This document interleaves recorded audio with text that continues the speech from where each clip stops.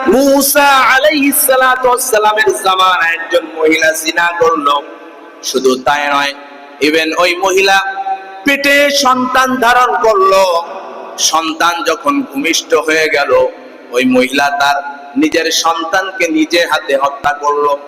হত্যা করার পরে এবার আল্লাহর নবী মুসা আলাইহিস সালাতু ওয়াস সালামের দরবারে যে বলল, হে আল্লাহর নবী মুসা, আমি তো অন্যায় করে ফেলেছি, জিনা করেছি। পেটে সন্তান ধারণ করার পরে সন্তান যখন ভূমিষ্ঠ হয়েছে, আমি ওই সন্তানকে নিজে হাতে হত্যা করে ফেলেছি। আমার এই অন্যায়ের ক্ষমা হবে কিনা? মুসা আলাইহিস সালাম রাগান্বিত হয়ে বললেন, তোর মতো পাপী আল্লাহর জমিনে দ্বিতীয় আরেকজন নাই। তুই তো জাহান্নামী।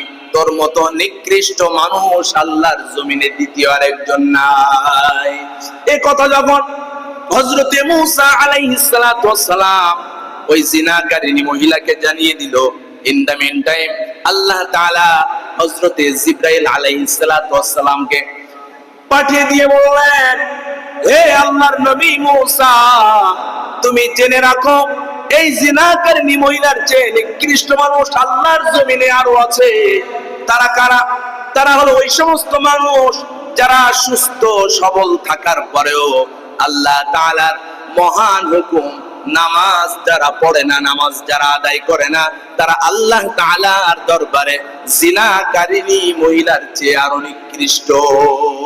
নাউজুবিল্লাহ।